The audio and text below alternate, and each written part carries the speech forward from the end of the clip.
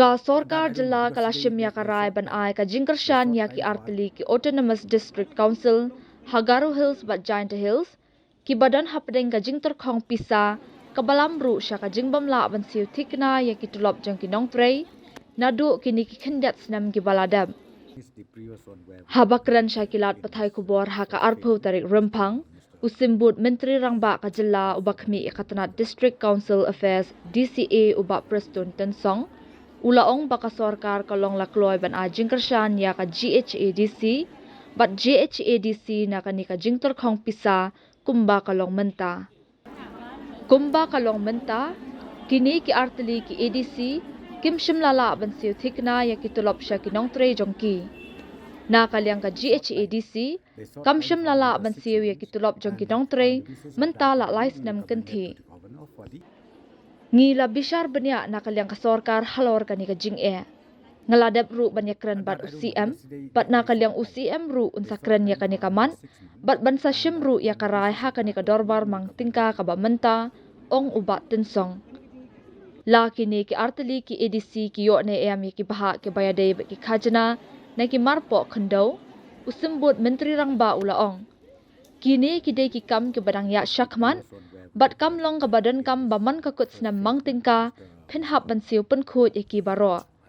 kasyong ha ka jinglum bat hadien ha ka jingkhate bat ka jingpen biang hang ne hang tai an supply ya ka pisa shaki district council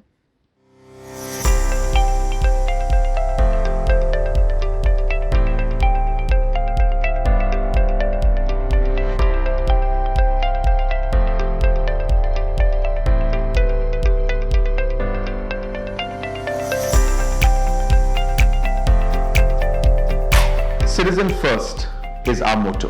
We believe that our citizens need to be connected with government for faster and efficient service delivery. I am happy to announce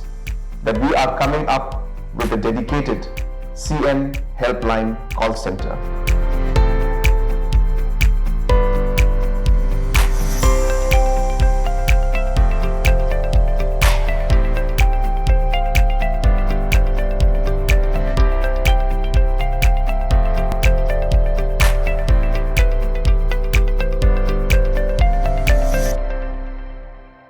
So we are working out. I think you will be able to know because some issues are there where I think the questions and then the motions will come up again during this current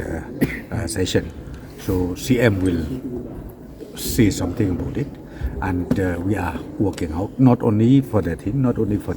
Garo Hills Council, but even for the Giant Hills Council. Giant Hills and Garo Hills both are not getting their salaries, whether gadgeted or non-gadgeted, both are not getting their salary. I'm telling you. So therefore, now from the government side, we are working out, and I've already discussed with CM. That's what I'm saying. Now I will not say anything much because CM himself, he will speak during this current budget session. These are all the ongoing process. It is not necessarily that every financial year ending you need to clear it all, depending upon the collection, and then after that deduction and then adjustment here and then the rest will be released to the respective district council.